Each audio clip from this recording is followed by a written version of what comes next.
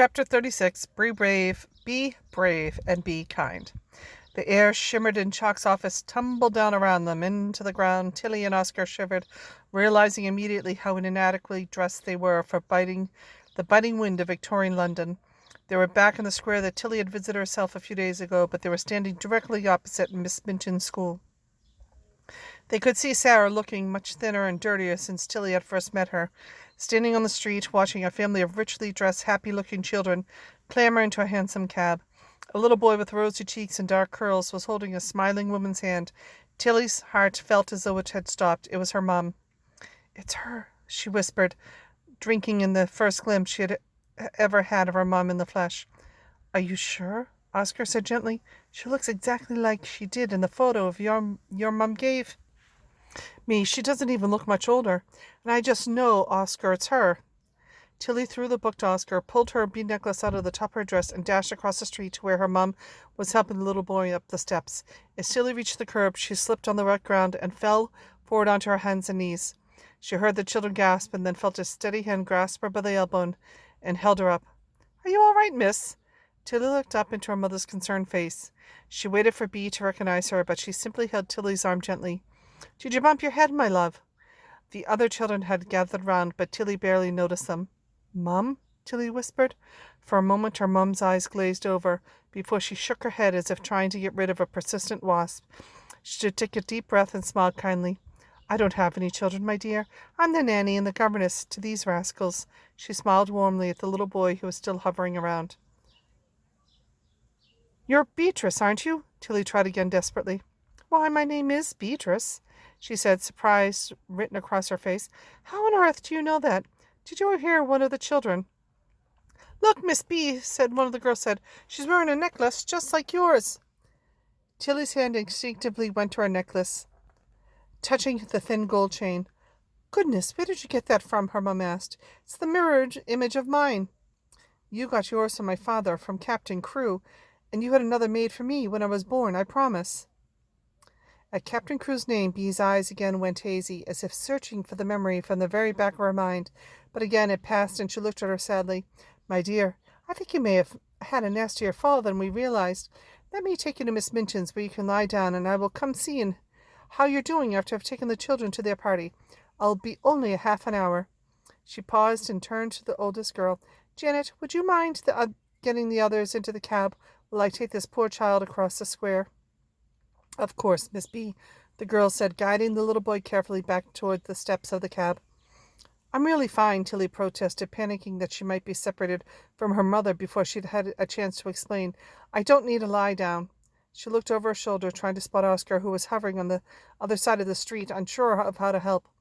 "I think you need to rest, and a glass of water somewhere warm," Bea said. "Where on earth is your coat? Do you know where your parents are?" At the last question, Tilly started to cry. "Oh, come now, my dear, it's not that bad. We'll find them and all will be well."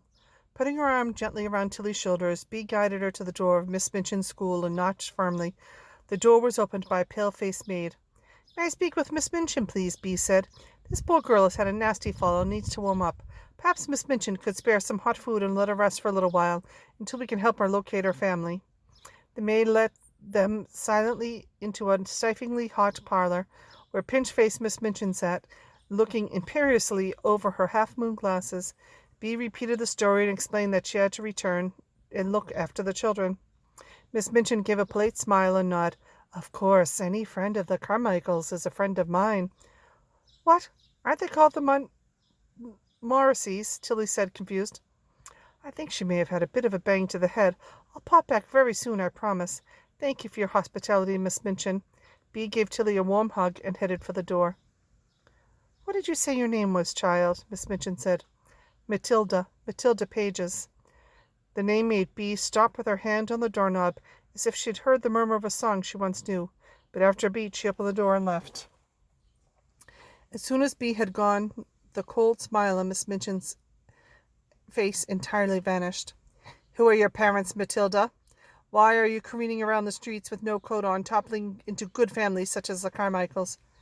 Tilly knew she certainly couldn't tell Miss Minchin the truth, so she gave her grandparents' names. "Elsie and Archibald Pages," she said quietly, brushing away a stray tear from her face. I've never heard of them. Where do they live? Miss Minchin said sternly. North London, Tilly said tentatively, not entirely sure where she was in London herself. Miss Minchin grimaced. Thank you for having me, but I really don't need to stay here, Tilly insisted, struggling to be polite as she remembered the horrible way Miss Minchin treated Sarah in the book. Believe me, child, I have no desire to keep you here either, but I cannot simply turn you onto the street when the Carmichael's nanny will be returning to check on your health at any moment. Becky and Sarah will keep an eye on you. She rang a dainty silver bell on her desk, and Becky, the girl Tilly had met in the corridor of the school on her last visit, skidded into the room. Stop gawping, Becky. This is Matilda. She's had a fall. Would you clean her scraped knees, please, and find her somewhere to sit in the attic while we wait for someone to retrieve her? Fetch her a glass of water and some bread, if there is any to be spared. Becky nodded mutely. Well, go on then, Miss Minchin scolded. I'm grossly overworked, and this school does not run on kindness and charity, although heaven knows I would be rich if it did. Tilly stood up silently and followed Becky out of the parlour. I'll take you up to Miss Sarah's room, Becky offered nervously. Her father died, didn't he? Tilly said bluntly. Why, yes. Did Miss Minchin tell you? She has to live up in the attic with me now, and help with the teaching and looking after the little ones, as well as all the shopping and cleaning and fetching. Tilly followed Becky up 2 steep flights of stairs. The first was covered by the same opulent carpet that was in Miss Minchin's parlour. The second was much narrower and darker, with only threadbare carpet underfoot. At the top of the stairs, Becky pushed open a wooden door to reveal a whitewashed room with a slanting roof and very little furniture. This is Miss Sarah's room. I'm sure she won't mind you sitting up in here for a little while she's out running errands. Becky shepherded Tilly onto an old iron bed with a very thin-looking blanket on top. I'm sorry it ain't warmer. I'll get you some water and see if the cook will let me have some bread for you.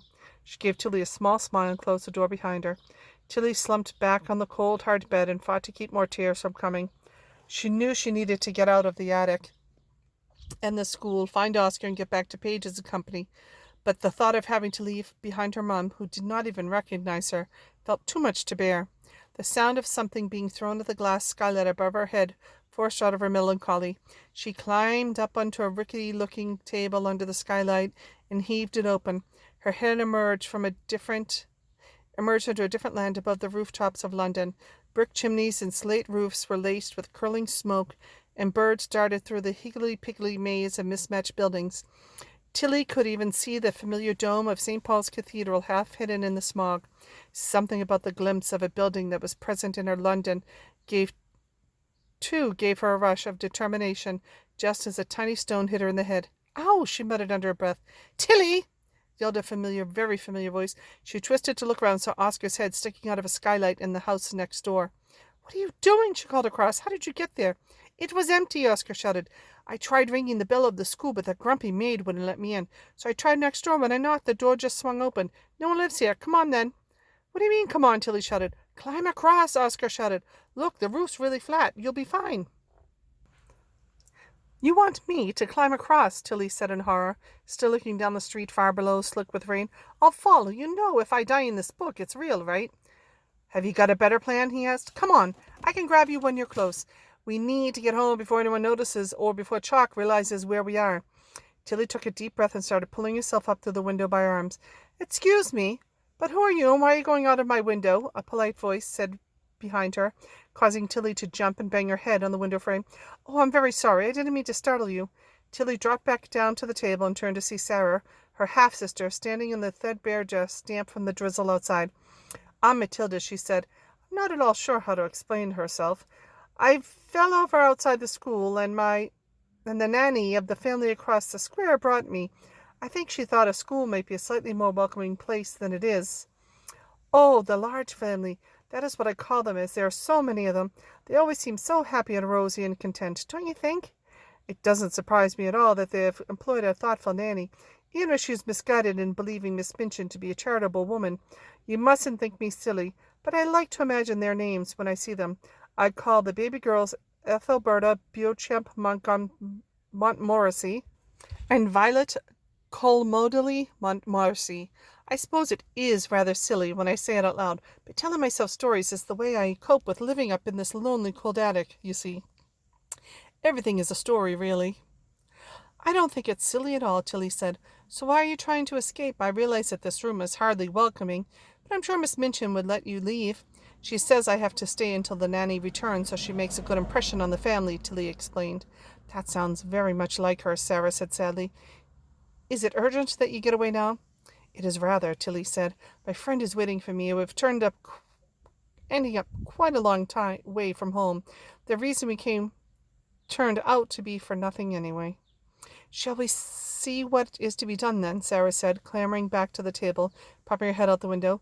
Tilly climbed up next to her to see Oscar's mouth form a surprised "Oh, this is Sarah," she explained. Oscar gave her an awkward wave. Let me give you a hand up, Sarah said, cupping her thin hands so Tilly could get onto the roof. Tilly tentatively stepped up, feeling Sarah's arms shaky with the effort. She held onto the window ledge incredibly tightly and perched on the edge, testing how stable the roof slates were with a toe. Oh, I think you should run really fast and not look down, Oscar said. Or maybe just go very slowly and carefully? Tilly started to feel a little sick. If it were me, Sarah said quietly from Tilly's side, I would concentrate steadfastly on the friend you are trying to reach and trust the path your feet are on. Be brave and be kind, Sarah. That's my father always told me. Your father told you that? My grandparents say something very similar, Tilly said, feeling electricity pass between them as Sarah held her hand. Tilly gingerly got to her feet and found her balance. Sarah nodded, gave Tilly's hand a final squeeze and let go. It's always served me well if I'm in a tight spot. Good luck, Matilda. Tilly took a deep breath and, one step at a time, edged along the slate roof separating her from Oscar. It was only a short distance, but the drop was high and the roof was steep. The slates were wet from drizzle, and she had very little to hold on to. She focused entirely on the window where Oscar was waiting, hands outstretched, ready to pull her to safety, and tried not to let the memory of her mum cloud her mind. She froze as a slate came loose under her shoe and slithered down the roof of the ledge. Oscar winced as they heard it crack on the pavement far beneath them. Keep looking forward, Oscar shouted, and she took a deep breath and another step towards him. Tilly was only a little way from the window when she heard a yelp from Sarah. She turned carefully to look over her shoulder, and in her horror saw Enoch Chark emerging from Sarah's window, his face white with anger.